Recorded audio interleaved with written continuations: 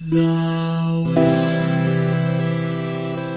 is saved.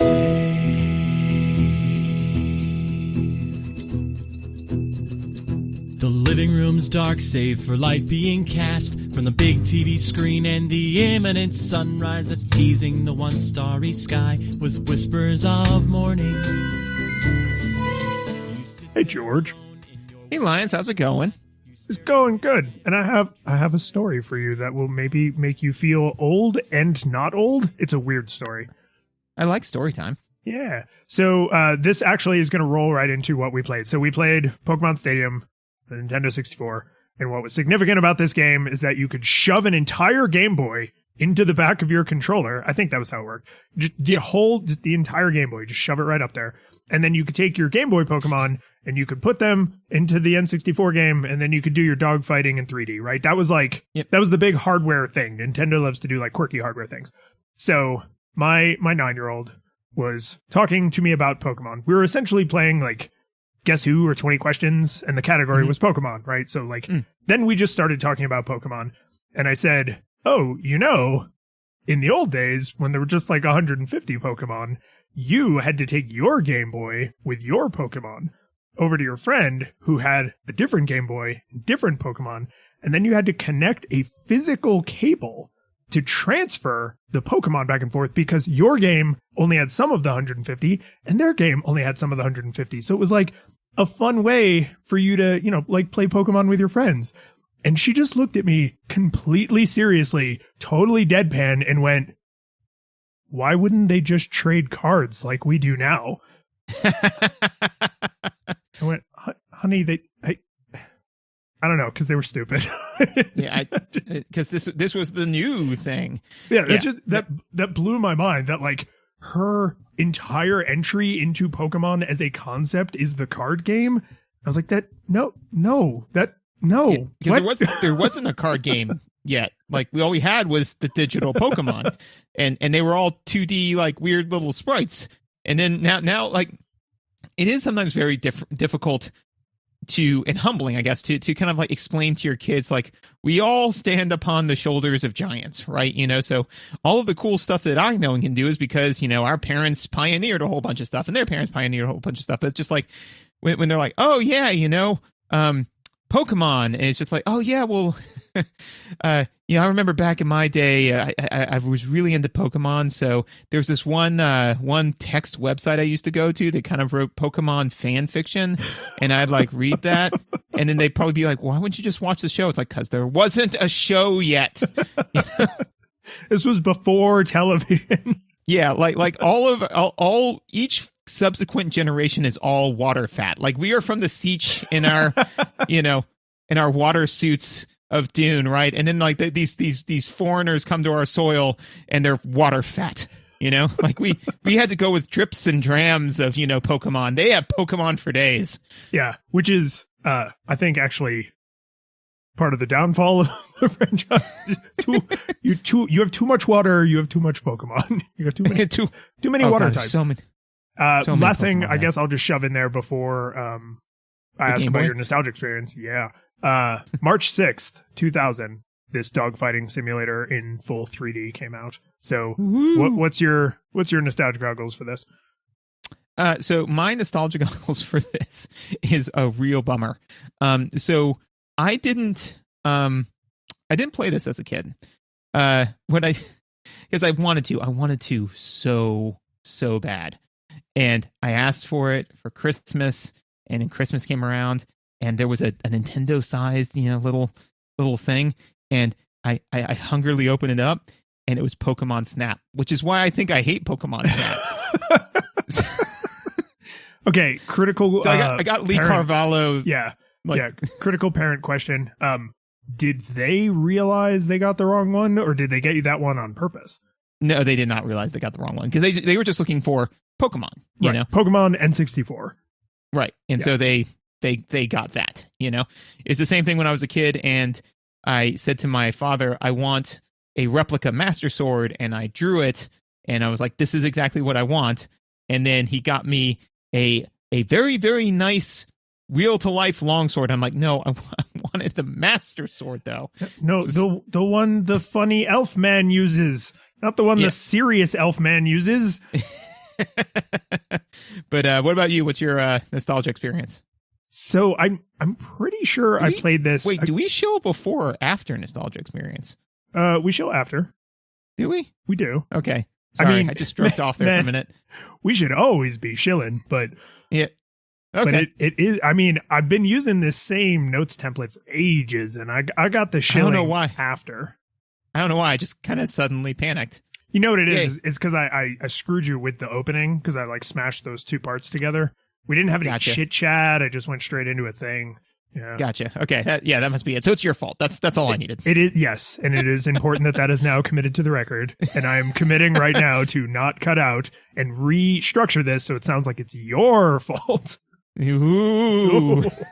I know I played this at my friend's house because I had a couple of friends with N64s that were like big into Pokemon, and I didn't have a Game Boy and I didn't have Pokemon when I was a kid, right? You know, as a you may remember from our Pokemon Red and Blue episode ages ago, like that was my first pass all the way through a Pokemon game, right? So I did play this like a tiny bit, but it was I was not the target audience for this. The question I have for you though is, am I crazy, or did those like weird McDonald's kiosks have Pokémon Stadium? I know they had N64s. I don't remember. Okay. I know they had N64s, and I know they usually had like Mario Kart, right? Like things that you could pick up and play for like a second, but this game would fall right into that. Like you could totally, while your parents are getting your, you know, food, or while they're trying to eat and they're like, go play, you could totally get in a couple, you know, like a cup or a round of Pokemon Stadium. So I was like, oh man, was this a McDonald's game? That sounds insulting. I don't mean it to be insulting. Well, yeah, and especially with the mini games and stuff, you know, like you could just pop that right in and play a round or two and just anything that keeps the kids quiet. Yeah. Go away so I can eat my nugs. Okay. Nuggets. That's what the youth call them. I'm with you. It hit my ear a different way, but that's okay. I'm not immature. You're immature. No, it sounds absolutely terrible, and I am sorry that this has happened. No.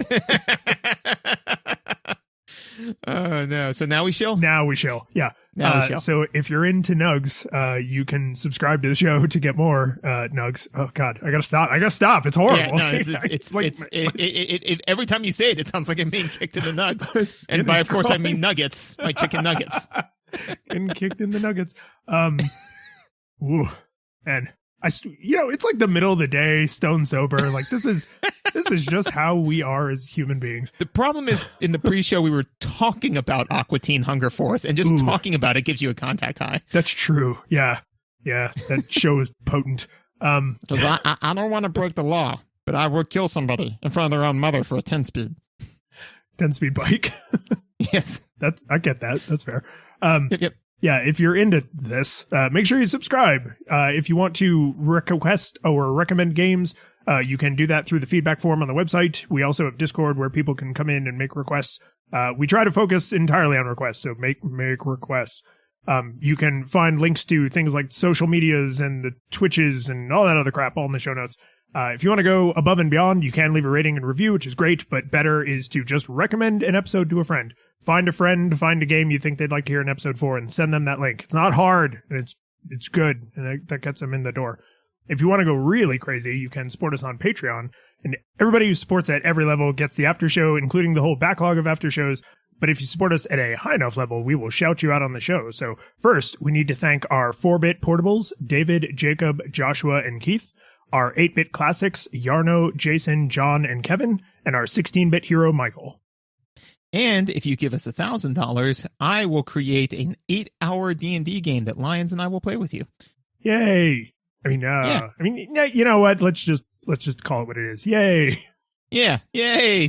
More Dungeons and Dragons. More Dungeons and Dragons. And if you stay for the after show, I will describe to Lions how Dungeons and Dragons has completely taken over my life. Remind me in the after show, there's something about what are they calling it now? Is it D&D 50th anniversary edition or whatever? 1, D&D 1? I don't know. That was the internal play. We will talk. This will be the after show, probably. Is more D&D stuff. All right. So are you ready to talk about the audio visuals for Pokémon Stadium? Yes, do that. Talk about them. This must have been an absolute revelation at the time, right? To go from the 2D completely static 4-color Game Boy sprites, even the Game Boy Color ones were still very simple, beautifully rendered, but to go to like 3D, colorful, animated, they move, they roar, they attack. You can hear them making all their dumb noises and stuff, but not like the terrible Game Boy speaker dumb noises. Like this must have been an absolute revelation. And I say that in full awareness that we usually don't spend a lot of time on like, oh, wow, imagine how good this would have been then. Oh, that means it's still good now, right? The whole point is to not do that. But I say all that to say when I fired this up and I started playing, I was just like, wow, this actually looks pretty good. Yeah. This must have felt really good to like a 12-year-old in 2000. That actually is literally my first note, which is freaking mind-bending at the time, but it held up pretty well. I mean, like, I was expecting to like log on to it and see, horrible low poly, like, oh yeah, I mean, sure, I guess that's a Charmander, but I mean, not really. But actually, like looking at them, I was like, this looks pretty good. I mean, it's not a Nintendo Switch level, but it's not so far off that I was like, I'd rather rub dirt in my eyes than look at this. And yes, I mean. And one of the things that, and I'll get into this with gameplay a little bit later, but one of the main draws for this is that it was like, and I think that why they put so much energy into the visuals is because the idea is that they had to beat the Uncanny Valley, because they had all of these sprites, and so everybody had an idea of what they looked like in their head, and so they're like, we need to fall at least as good as what people are picturing in their minds, or there is no point in doing this, Would the cartoon have been out by this point? 2000? Yeah, because the first Pokemon, or the second, one of the first Pokemon movies was Pokemon the movie 2000. Yeah. Right? Yeah, I think that was the first one. Yeah. So that's actually almost worse because they went from crappy Game Boy to beautiful hand-drawn animation, and then they actually backslid in terms of limitations onto the N64, where it was like, no, we don't have as much power as we have when we're hand drawing them. Right, and on top of that, they went to full 3D, because what they could have done, and I guess, Fighter Z uses kind of like faux 3D, but I mean, they could have done, just more animations and kept it 2D, but made it more beautiful, but they were like, nope, we're going to do it full 3D. And honestly, again, in typical Nintendo fashion, and I speak about this a little bit later, is that like, there's the 7 core aesthetics, and they kind of said from the outset, it seems like that one of the core aesthetics for this game is going to be visuals. And so they spared no expense on it, so yeah, and I think that one of the main novelties of this game is like seeing not only all of the Pokemon in their full glorious third dimension, a 50% increase in dimensions, is also seeing what all of the attacks actually look like, because in the Game Boy a lot of times it was it used Stun Spore, and then 3 little circles came down, and it was like wavy lines. Yeah, wavy lines, or sometimes it was just like noise, and it moved 1 pixel to the right and then back. Yeah, the sprite flashed. Yeah, and it's just, or used Thunderbolt, and it's like flashing screen, as opposed to like, no, now you use Thunderbolt, Pikachu, and it's just like this electric.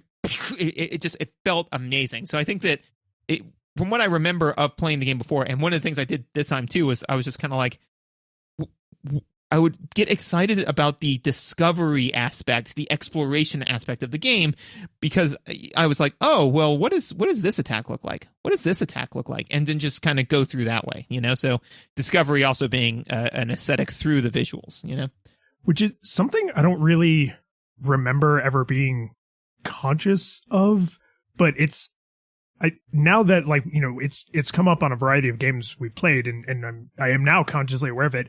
I am surprised how much joy you can derive just from that, right? If you have a little bit of familiarity with the material, even if it's just from that game, right? Like a lot of what I know about Pokemon, I know from playing the one Pokemon, all of Society, and then, like Pokemon Snap and this, right? These are the Pokemon games I've actually put my hands on.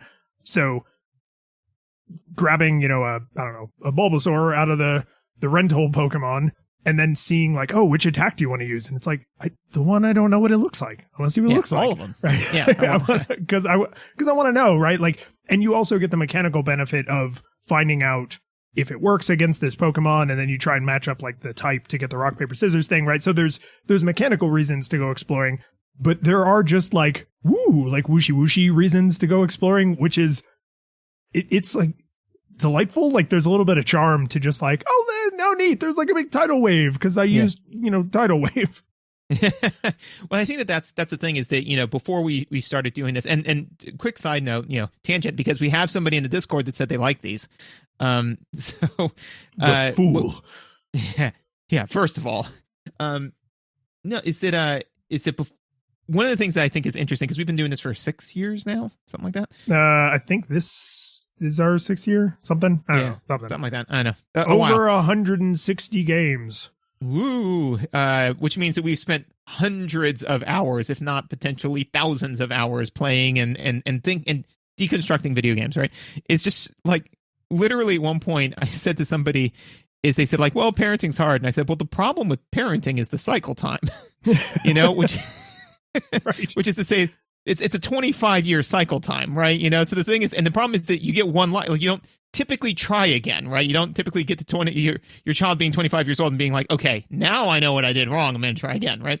So, and they were like, what is cycle time? And I was like, oh no. Oh, right.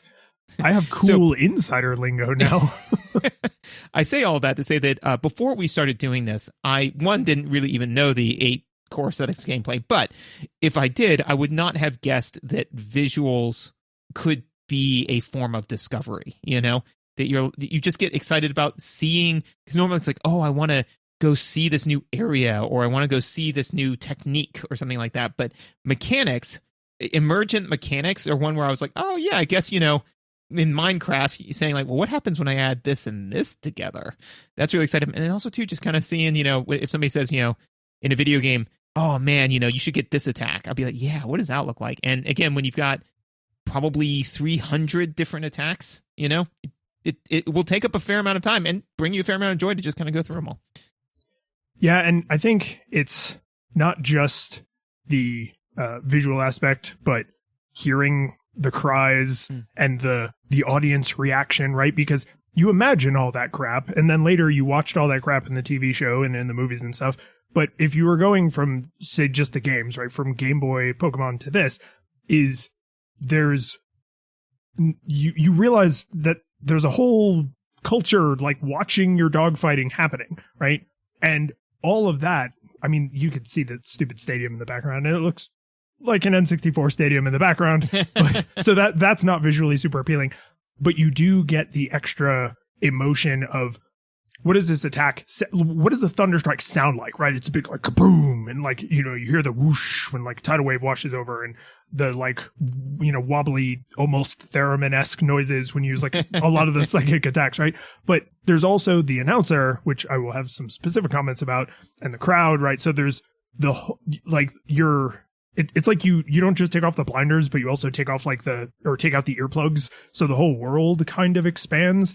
And I think it's critical that pretty much all the visual exploration and like visual flourishes are focused on what you're doing, because that is where your attention is supposed to be. But you get all of this kind of sound design flourish that is like, right, but there's a whole, like, this is a competition and I'm in a stadium, and this is like, I'm not just out in the wild being harassed by bug catcher. This is, we're competing. This is a sport of dogfighting. This is the gentleman's sport of dogfighting.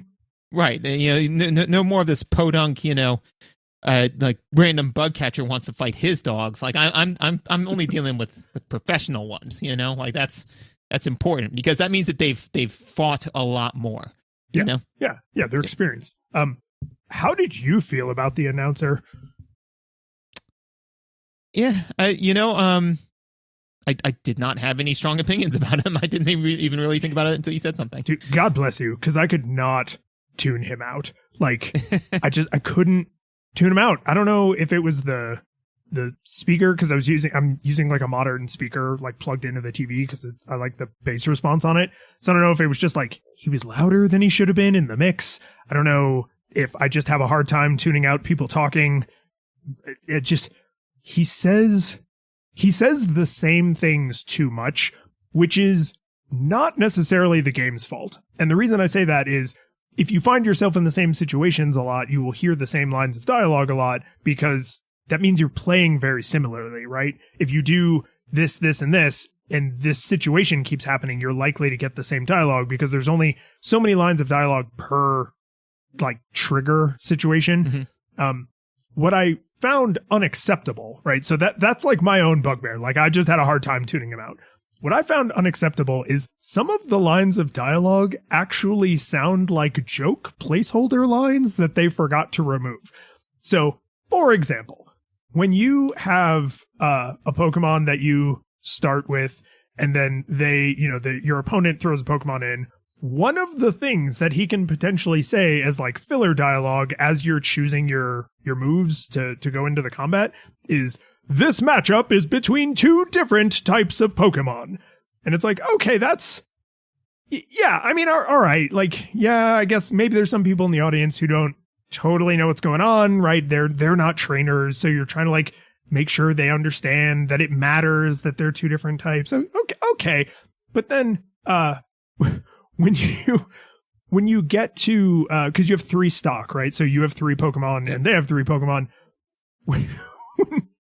When one of the Pokemon is defeated, so now there is a different number that you have and they have, whether you're up or down, right? There's just, you don't both have the same number of Pokemon. One of the lines of dialogue is literally, there is a difference in the number of reserve Pokemon. It's like, what? Say the number. You couldn't just make him record all 3 lines, right? Like, you know,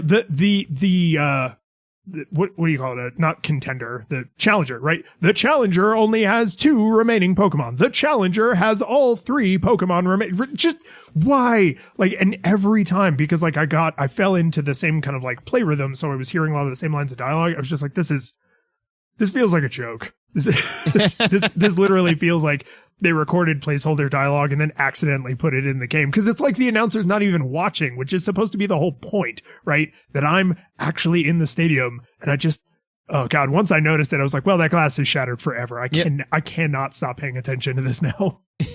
And now it will be shattered for me. I'm wondering if maybe that's kind of like a localization issue. If, maybe because if they made it in Japan, even though like they had to localize it to here, right? Is it if the phrase, there's a different number of Pokemon like meant something a little bit more, and then they only had so many files they could populate, so they only had the one audio file for that. So they said like, oh, I guess this makes sense. You know what I'm saying? Yeah, I mean, at this time in history, different versions of games shipped only with their localized audio, but I would accept that there was just a translation problem. Like they wrote the announcer dialogue in Japanese, and then when it was translated to English, it just didn't come across great. Because I mean, it's incredibly hard, right? Localization is one of the more difficult parts of making a video game. So I will accept that as an explanation. It doesn't change my inability to tune it out. Oh yeah, which was very frustrating. But I think that's reasonable. Your notes well taken, but it's kind of like one of the things I always thought was interesting is in one of if not several of the Dragon Ball Z video games, Imperfect Cell and Perfect Cell have the same voice, and that's because they had the same voice in Japanese, and they only had like one set of but in audio the English files. version, each transformation has a voice. Right. So, it's just weird when, Perfect Cell's like, no, you got me. And it's just like, that's not what he sounds like. That's not what he sounds like at all. What are you doing? And that's interesting that at translation time, they didn't rectify that, right? Like, I wonder if it was literally a programming reason. Like, well, this model is linked to these sound files. We can't, in the localized version, have an entire new voice just for this character model, because these 2 character models share the same like set of voice clips. But right. I'm 100% with you though, right? Is like that would be equally just like Yeah, like what do we do now? No, actually, I think that you know, because when you said like, what did you think of the announcer? I'm like, I didn't think anything. So I went back and listened to it again, and I think it's because I actually do have a very strong ability to tune that sort of stuff out. You know, because my brain just says, I'm super jealous. yeah, my brain just kind of says like, not pertinent information, and then it just stops hearing it. And also, I've got the troglodyte ears anyway, so this is the this is the downside of your curse. You know, that's the problem with having a high perception check is you can see a bunch of stuff, but you can't unsee a bunch of stuff. I say all that to say that, yeah, you know, it to me it sounds a lot like, and it falls into the same category as the announcer in like Smash Brothers, where every time he goes like Luigi. It's like I know I put him on the thing, you know, I can see the character model right there, you know, but I just don't even hear it, you know. So yes, though, if once you do start paying attention to it, it is a bit of a mess. Yeah, and I'm more put out by the weird placeholder dialogue than the repetitiveness, because I get the repetitiveness, right? Like I can kind of wave that away, but there were times where it felt like he might as well have been saying like, you are playing Pokemon Stadium. It's like, yeah, yes, thank you. But that I don't have to crap on that anymore, because the other noise.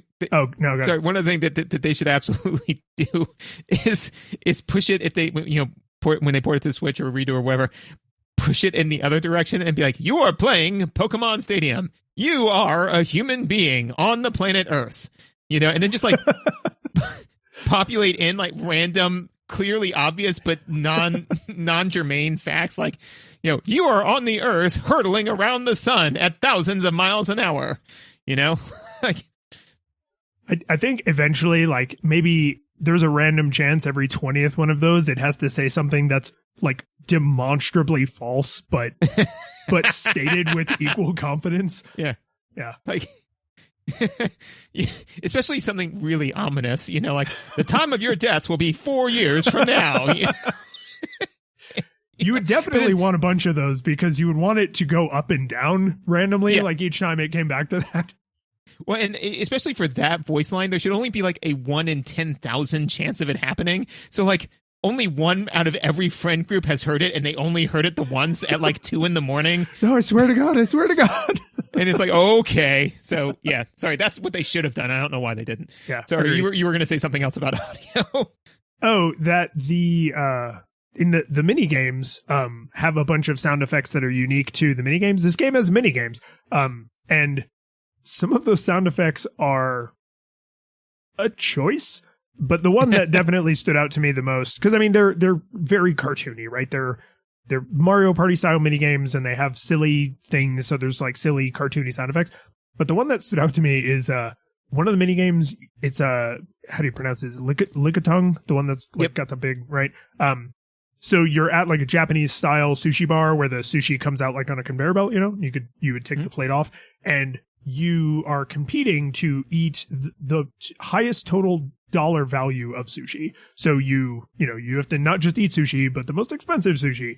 And every time you stick out your tongue, it makes such a noise. And because there's 4 lickitungs and you're all trying to eat sushi as fast as you can, you just like, it's because that game's actually kind of fun. It's one of the better mini games because it's like kind of frantic, but it's sort of hard to screw up, and there's a lot of opportunity to, like, you know, elbow the other people, and it's like, no, you know, you took my salmon roll or whatever. But sound. Yeah, that the weird thing though is I'm trying to wonder now, like, because I don't know that there's a great repetitive sound effect for sticking your tongue out, you know. No, and it's not a realistic sound, right? It's not like a wet meat sound. It's a cartoony, like, brung. Yeah. No, it's, and I feel like that might have been a situation too. So one of the things I'm working on right now is writing this, you know, big, gigantic D&D, you know, game, as we discussed, and like literally there have been times where I've got, you know, 20 hours to write this D&D thing, right? And I'll spend an hour on something where I'm like, and then all of a sudden I'm like, I have to move on. Nobody's going to care. Like, nobody cares about this. I care. And this doesn't really make sense, but there's a 2% chance that they're even going to find this thing, much less than a further like 0.2% chance that they will notice this mistake. So whatever, right? So, but I do feel like I could just see myself with this Lickitung one, with it being like, George, you have to move on. You can't keep trying to optimize this Lickitung noise. I'm like, no, it just, it No, sounds it's not weird right yet. though. Yeah, it's not right. But yeah, it's like, dude, it's a mini game. Like, we're just throwing these mini games in for fun anyways. It's like, no. So, yeah, no. And honestly, we'll get into it more in gameplay, but I liked the mini games. I thought they were fun, but yeah, it's a choice. I got one other thing for audiovisual, and then I'll be done. You got anything else? For audiovisual, it just the main thing for me is that, again, with this game, like with many other of the Nintendo 64 properties that they're very fortunate for, very, very cartoony animations, very cartoony colors. They very well leaned into that, which is what I think made this video game hold up so well. And I know that Super Mario 64 was like the lead title, and this came out 4 years later. Yeah, actually, it's weird to think that the gap is that big, but it is. Yeah, so, they had a lot more time to get better with the hardware and better with the programming and better with all that. But again, just the fact that, it can kind of look like anything, help them a lot, I think, to make it hold up. So. Yeah. To that point, you can feel where they did put that obsessive, I have to get this right attention, in the friggin' death animations. So the attacks, like, look good. The idols look good. The attack effects, right? So not just the Pokemon moving so much as like the, sparkly razzle dazzle, whatever they do, right? Those all look great. I think probably not literally every single Pokemon, but a lot of them have custom death animations, which is, I think, significant because in the original game, they all died the same way, right? They just went down, right? Yep. Below the horizon line, and then they were gone. So the mightiest Gyarados and the lowliest Gyarados, they all just went right below the horizon line in the same way. Yeah. There's something very beautifully philosophical about that. From the lowliest Magikarp to the mightiest Gyarados, we all end up the same. Yeah. Everybody's story ends the same way. So which is fine for Game Boy. Like, I wouldn't expect completely unique death animations. No, I can't play the game anymore. It's ruined for me. Unplayable. But this actually has some unique death animations, and the reason I noticed that is because most of the ones that are on the ground, just like, they kind of, and they like faint, right? And some of the ones that are flying kind of like fly erratically and then they faint. Some of them kind of have like a more of a poppy, like they got like uppercutted and they get like knocked back and they fall like onto their back, right? And there's some very cute, like dramatic little like, I've been defeated. The, is it, oh God, the one that's like three little balls with the magnets, Magnotron. Magmite, Marmite. Yeah. Because there's like Magnamy, Magna something, and yeah. So the one that's the three little with the three magnets, he falls apart. Like, he separates into chunks and like collapses to the ground. Magneton. Yeah, that's the one. Magneton is the third one. Yeah, ton of fun. Yep. But it's kind of brutal. Like, just really, really literally shatters into pieces. And I was just like, oh my God. And then that made me kind of take stock. And I was like, oh, all the ones that faint, there's like half a dozen fainting animations, but it's not just one, right? So there's, the ones that have this kind of body posture faint in this sort of way. And the ones that have that kind of body posture, like maybe they faint backwards or to the side.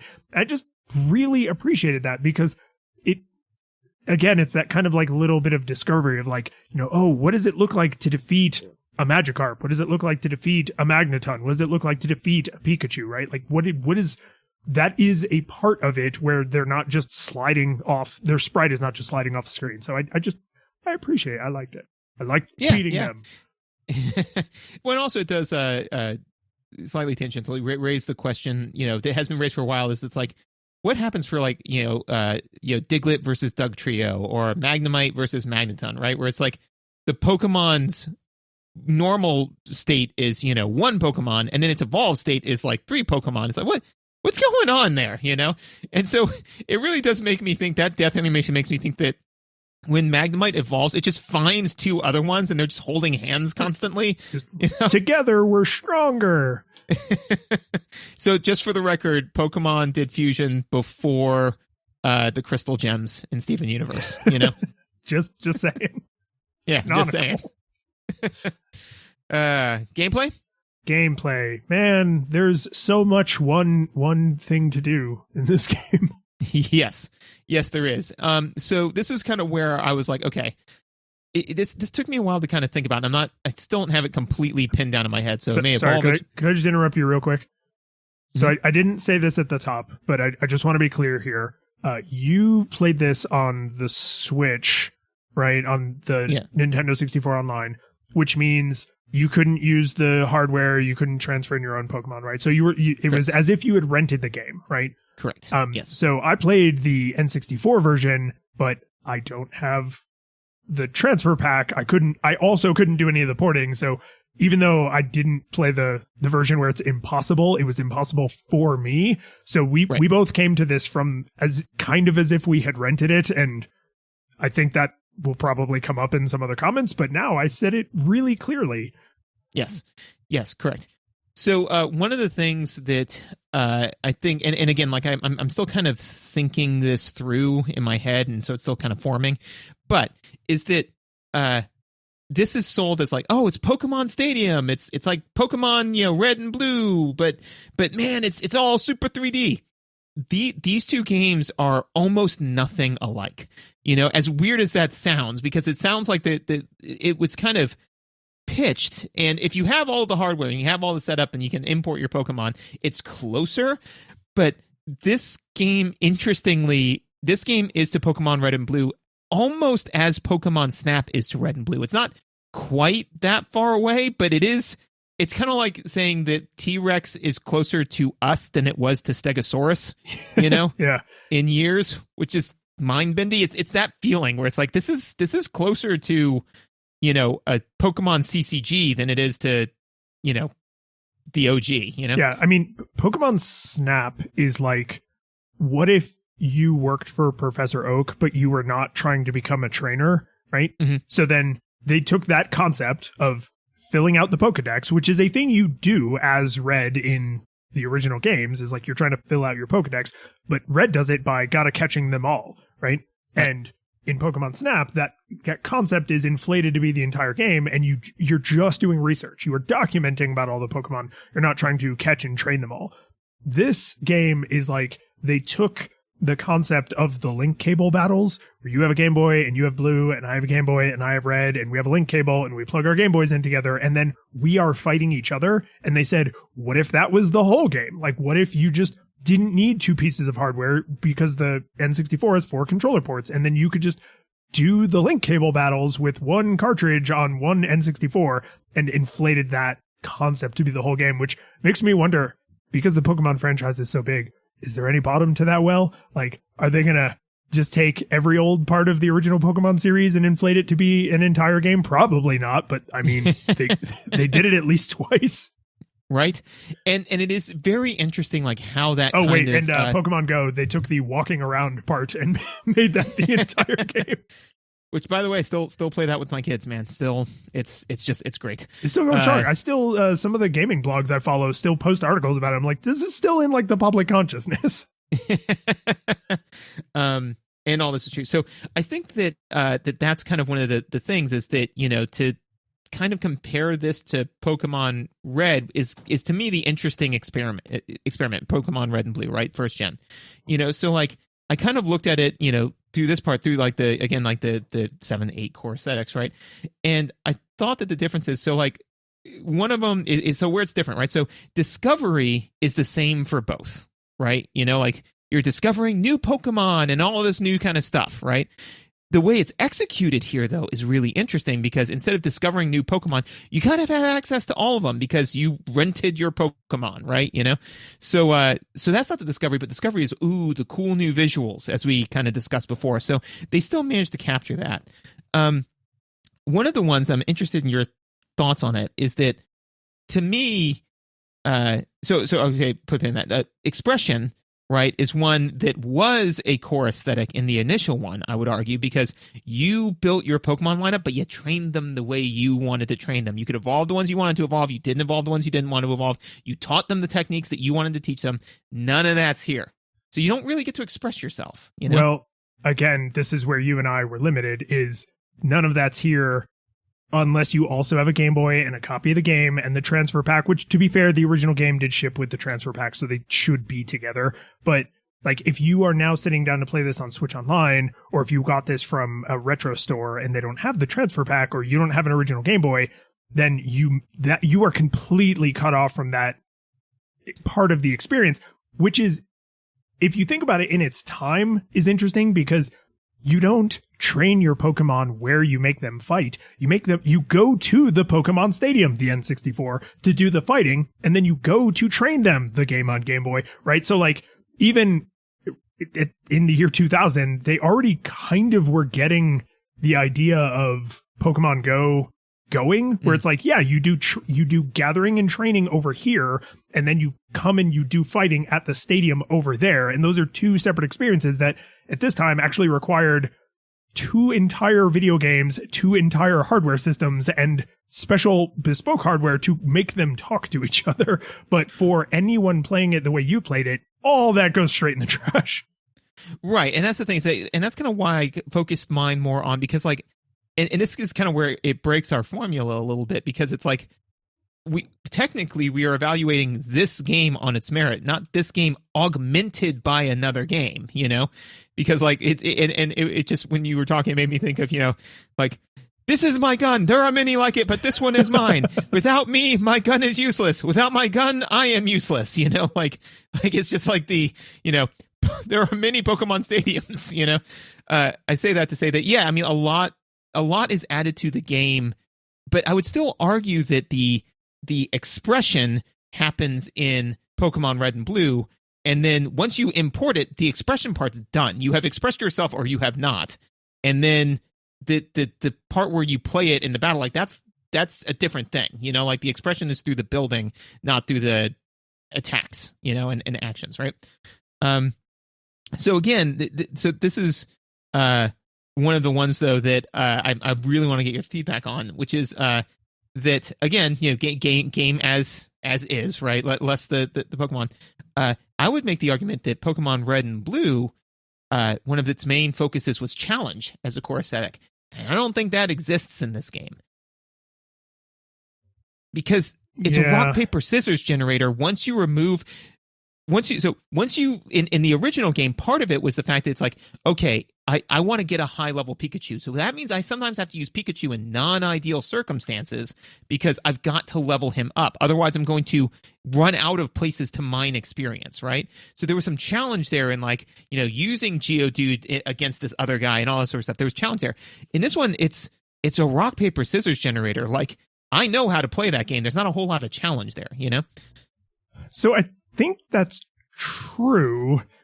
I think part of the problem is because this is the Game Boy's link cabled together, inflated to be a whole game, you're supposed to be playing against another person. Because right. I agree with you completely. The reason I heard those same lines of dialogue so much is because I found a formula that worked and stuck to it, right? So, and I don't know all the types. I don't know all the type matchups. When we played Red and Blue, I actually used the chart because it comes with the game, right? It's in the book. Yeah. So like, I used the comparison manual, but I didn't do that for this because I didn't even have to.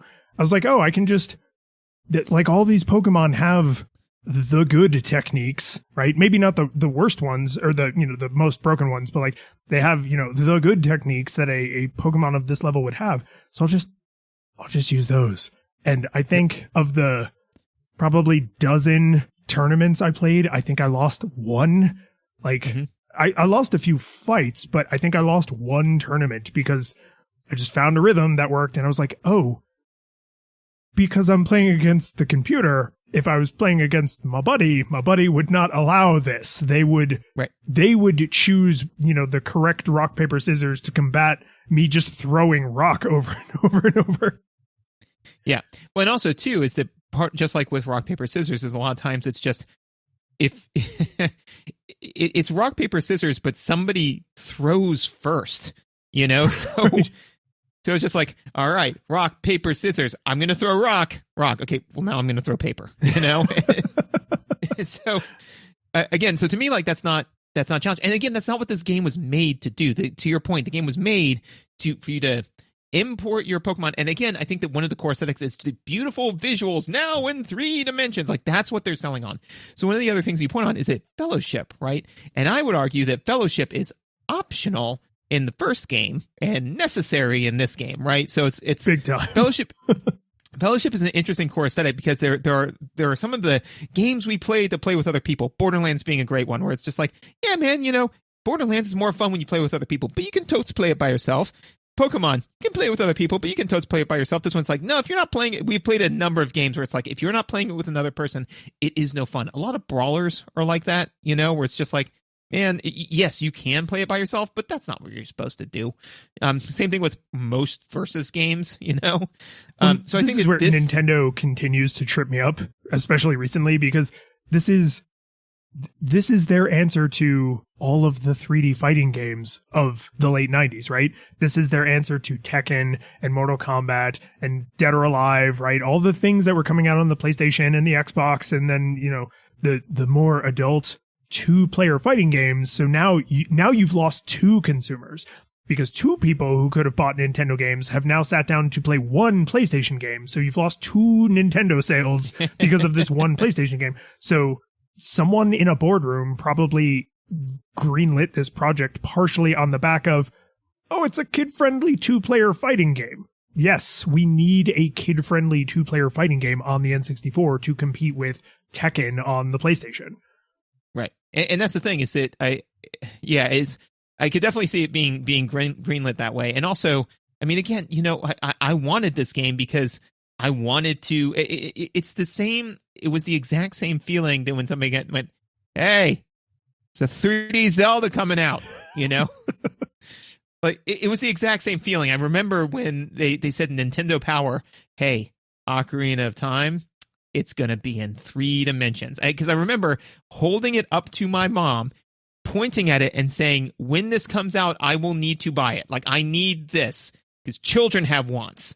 I need this. Children have needs. Yeah. Like I'm not a child. I'm an adult. I have needs. This is one of them. But that being said, is so again, I'm not trying to bag on the game for, like saying, hey, we're going to deliver it, because again, that's why I think they spent so much time on the visuals, because they were like, hey, we're dumping some of these other core aesthetics, like they're weighing the ship down, so we got to do really good on, and there's something to be said about a game that really delivers well on 1 or 2. One of the other ones I feel that was in the original game that was not in this one, that, and I say all this to say that it kind of colors why I played the game, right? And it was interesting when I thought about it, is narrative, right? So narrative in the original game is there.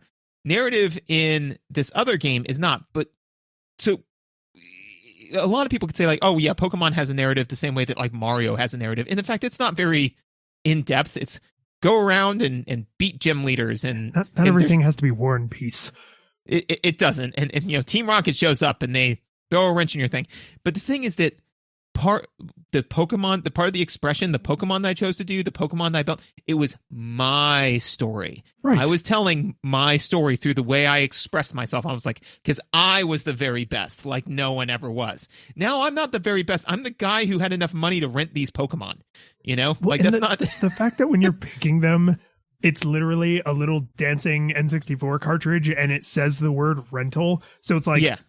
The default selection for getting in Pokemon into your lineup is the transfer pack, right? That is obviously what they expected you to be doing with your life. And for business reasons, but as well as like gameplay reasons, for all the reasons we're talking about. So when you go to the secondary option and it's a little N64 cartridge and it's like bouncing back and forth, all fun. It's like, hey, rental Pokemon are fun too. And you're like, they're not though. and I mean, I think honestly the effect it had for me was it didn't harsh my immediate enjoyment of the game or my curiosity about all of the discovery aspects. What it did was massively shorten the amount of time I was willing to give the game, right? Because I didn't have like a virtuous cycle of then I go back to my Game Boy and I level up my Pokemon and then I import new ones and then I go back, because, the last time I played with George, he came in with this like amazing Geodude and I just wasn't ready for that. And so like I have to go and get whatever lightning that fights Geodude and come back and I don't know. You literally picked the worst one. Is it? I couldn't remember if that was the dead opposite. Yeah. Okay. Is it actually, I think one of the only ones that's straight up immune. It's not even weak against it. It's immune to it. Okay, that was amazing. Just well done. So I have to go get my Jackhammer Pokemon. Water. Water. Yeah. Oh, that's cute because, water and stone. I like that. Yep. Yeah. It's like they thought about it. But every battle should take like 1,000 years. Yeah. It's like, it'll work. It just takes forever. Yeah, grass types for kind of the same reason. Yeah. Right. Yep. But you don't have that kind of virtuous, flywheel, to make you continue to engage with the game. So once I was like, okay, I've seen enough attacks that I'm satiated. I've enjoyed the thrill of the hunt. I've won some tournaments and now I'm done. Right. So like that was, it's hard to say my enjoyment would have been way higher or way lower. I don't think it would have been way higher, but it probably would have been a little higher, but definitely the amount of time, before I reached the, okay, I get it point was probably an order of magnitude shorter than it would have been if I was doing the full cycle where I was going back to my own Game Boy, then playing against another human, then going back to my own Game Boy, Yeah. Oh, absolutely. No, the experience versus like booting this game up and just kind of playing it versus, we have a standing weekend Pokemon battle. So we play Pokemon on our Game Boys all week. And then we train them up and we exchange different styles, whatever. And then we duke it out on the weekends via, amazing, glorious 3 dimensions. And I think that was the thing that I struggled with initially, which was, I was, playing it and I was getting a little frustrated and bored. And then all of a sudden I just had to say like, this isn't the same game. It says Pokemon on it, but it's not, And once I made that realization, I was able to enjoy the game for what it was, and I did enjoy it, But yeah, at first I was just like, this isn't steak. Why would you call it that on your menu, You lied to me. But the thing is, it's fish, and it's really good fish, But like if you're expecting a steak and you're blindfolded and you keep eating it, you're like, this steak has gone very bad. This is no good. This is terrible. It's like I like cottage cheese and I like steak, but if somebody told me that I was going to get steak, blindfolded me, and I started eating cottage cheese, I would panic. Yeah, I think panic is the right response in that situation. This meat has gone so bad. We got to talk about the mini games, dude. We do. Yep. They're so weird. Like I get the mini games to me feel like they realized at some point, maybe it was day one, right? Maybe it was the day before they were going to ship it, but at some point they must have realized, oh, what are we going to do to make this more interesting, either for people who are playing alone or for people who just want to take a break from the dog fighting, right? They just want a little bit of variety because, as you said a minute ago, Pokemon Red and Blue, basically every other Pokemon game, like you go explore the world and you have to get from here to there and you have to go talk to people in town. Like there's a, what do you call it? Like a push and pull to the amount of tension, right? Yeah. So it's not just all dog fighting all the time, which is all this game is. And that's not bad. It's just, it means you have to have something else to be the downtime thing. If you differences in kind, you need a difference in kind. Yes, right. In like the Mortal Kombat, the original Mortal Kombat games, in between the fights, when you were doing the tournament, there was like the dramatic like going up the mountain, right, and then up the tower and stuff, and it's not very long. In fact, I think it's only like a few seconds, but it's just a second to go like, okay. Well, and even that they had little mini games. They had like the breaking the stones and stuff. Oh, was that Mortal Kombat or was that just Street Fighter? That was definitely more. I remember like it was you would stand in front of the bricks and you would punch them. I'm pretty sure. Oh, yeah, I think you're right. Okay, so Mortal Kombat and Street Fighter both had, because Street Fighter had like the car and the brick wall, Yep. and then Mortal Kombat was like the stereotypical karate, like chop through these plates. Yep. Yeah. So okay, so there you go. Right there was some kind of little like, whew, okay, all right, I'm ready for the next fight. I'm ready. Put me in, coach. Right, and this Tension and release cycle. yeah, thank you, Jesus. And this has that, but it's like outside. And so what I think is kind of interesting about this is I know you're not a big sports baller person. I'm not a big sports baller person, but most sports have some sort of break, literally usually commercial breaks, right? But there's also halftime or the seventh inning stretch, or there's I don't know what you call the time in between periods in hockey, the unperiod, the comma, right? There's some sort of break where you can go buy another hot dog and a beer. Interrobang. The entire, right? Where you can like go buy another hot dog and a beer, take a leak, and then like go back to your seat and you're like, okay, I'm ready for more sports to happen. And if you are physically in the stadium, that literally means like getting up, walking away, right? If you're in your house, you might like get up and walk to the kitchen or something. But in this, because the mini games are in a separate menu, you could completely miss them. And so I really think they missed an opportunity to say, we are going to open and maybe we're going to open every tournament with a mini game. And then like right before the final match of a tournament, there'll be like a mini game, like some sort of tension and release cycle. Cause there's basically none. It's just fight. Yep. I agree. I think that kind of forcing it and build, because I mean, again, you had to play the mini games in Street Fighter, right?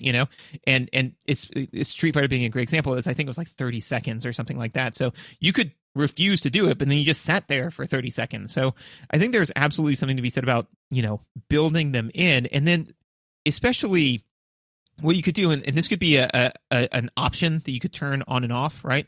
But like whoever wins the mini game, their Pokemon deal like 5% more damage or something like that. Something that would not only engage you in the game itself, but also like if it's your level 50 Squirtle against my level 50 Geodude, if I win the mini game handily, then like I might actually be able to pull out a W. Because now my Geodude's level 60 instead of level 50 just for that one fight. But they have some meaning, and that would be something that'd be very easy to just add and toggle on and off. Because if somebody's like, I don't want the mini games to mean nothing, then it's like, fine, turn it off. But that way it'd be like, oh no, and again, it'd be nice because it'd be like, yeah, I'm not that great at Pokemon, I'm really good at these mini games though. Right. Yeah, and that is part of my strategy, is that all week you're playing on Pokemon Blue on your Game Boy, and all week I am practicing the mini games, because I know if I can ace this one mini game, that it gives me like a disproportionate buff, right? And there's I get like once you start layering in those kinds of things, like it can throw it into a weird balance, but if you just make it toggleable, then fine. At least include them. But the thing is, if you can picture the when we played the original Mario Party, if you can picture the like setup screen, it looks almost exactly like this. And remember, the Pokemon games are produced by Nintendo, but they're not technically made by Nintendo. They're made by the Pokemon Company, right? So they have like an incredibly tight working relationship. But man, I don't want to sell like Jerry short for like phoning in his work, but it really looks like he just looked at Mario Party and said, "That's what the menu is going to look like," because that's what it is, right? It's a picture of Poke City, the town, Pallet Town. I don't know. It's a picture of a town, right? So there's like some skyscrapers and like some other little buildings, and there's little like little revolving like circle icons, so like what you're selecting. And then the default, of course, is the tournament, and you have to go to a whole other menu option that is unlabeled, by the way. So like unless you select it, you don't know what it's for, and that's where all the mini games are. So you could play this game for ages and it might never occur to you that there's separate mini games over there. The only way you might have the game let you know that they exist is when you first turn the game on. If you don't do anything for a minute on the title screen, that's what it shows you. It shows you the mini games. So like the old fashioned like arcade demo where the game starts playing. I don't know why, but they chose to show the mini games. So that's what you see, which is like, okay, but then I still have to go hunt them down because I have to remember that I have to start the game, see that they exist, then go to the Pokemon Stadium, never encounter them, and then choose to seek them out, which just, I don't know. Again, it's not game breaking. It just feels like such an odd choice. Like they just bolted it on and they were like, well, it's not part of the main game, but hey, they're there. Well, it's more the way you would treat an Easter egg than you would treat a core functionality of the game. You know, like yeah, if during like Mario's initial crawl, you know, like jumping or whatever, like you saw, if you watched it long enough, you saw him, you know, get a 1-up mushroom. You'd be like, hey, what was that about? You know, and then you'd have to go find it, right? Like this is hidden like that. And one of the things that, as we were kind of talking about it, you know, when you say like, oh, well, when you layer stuff as far as, you know, like, oh, the mini games can, you know, help assist or whatever, right? That can, you know, cause it to be game breaking, but if you make it toggleable, it's fine.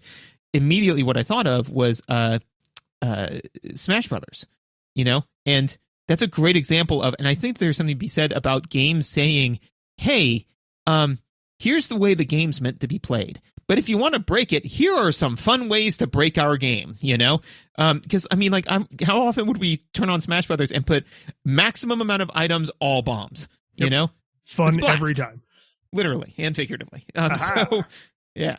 But I mean, but this, where, I mean, even if, again, not to circle back to it or beat a dead horse, but you could even just make it like a sliding, you know, how much do you want the mini games to affect the battles? And 100% means it like doubles your level, you know?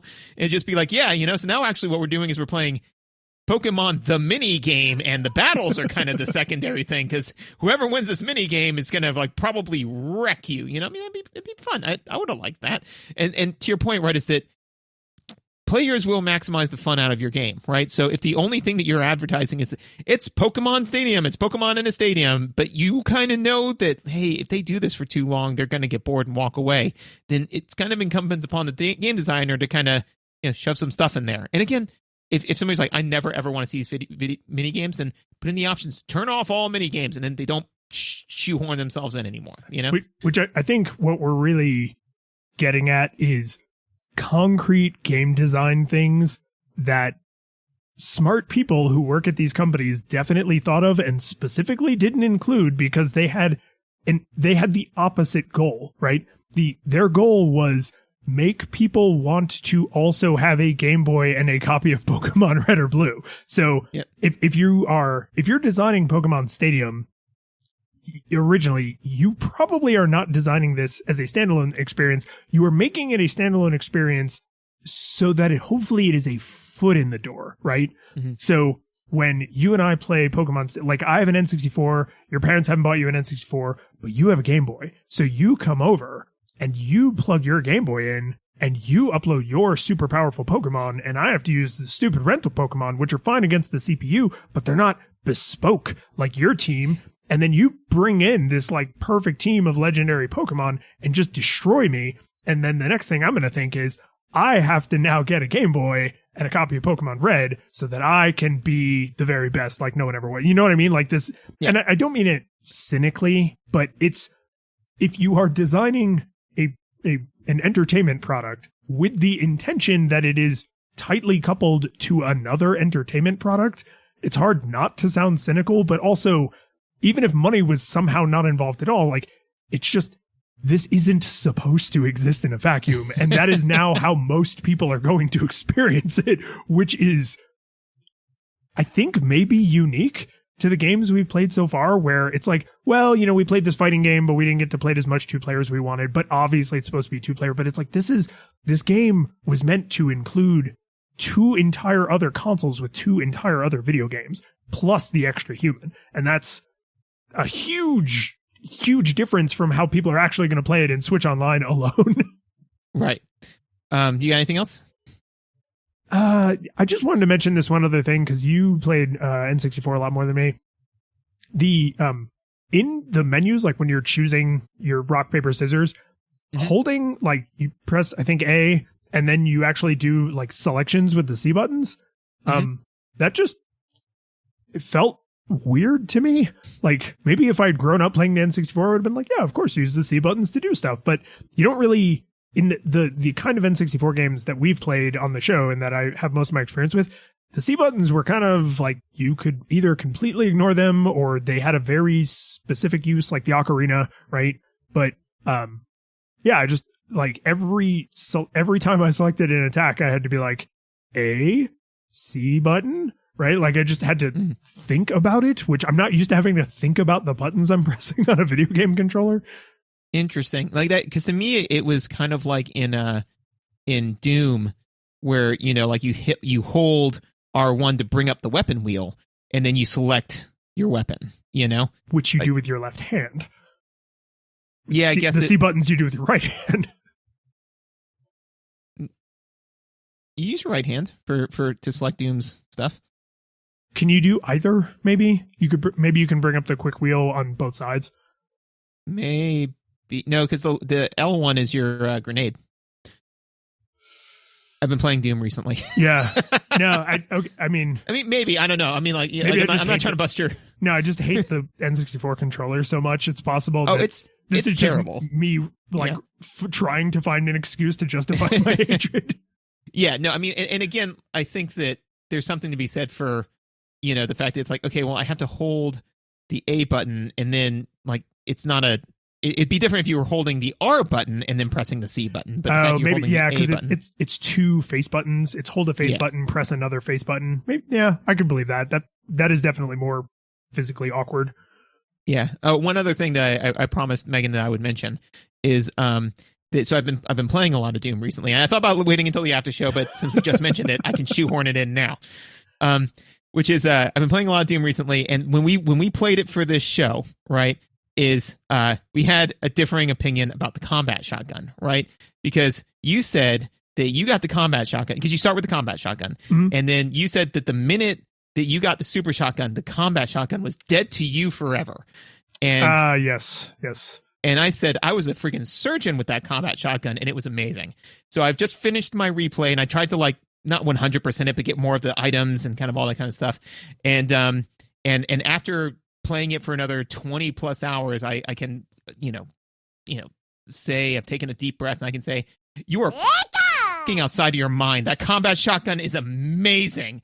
It is. I beat the cyber demon with that combat shotgun. It was like my main tool. All other guns were obsolete.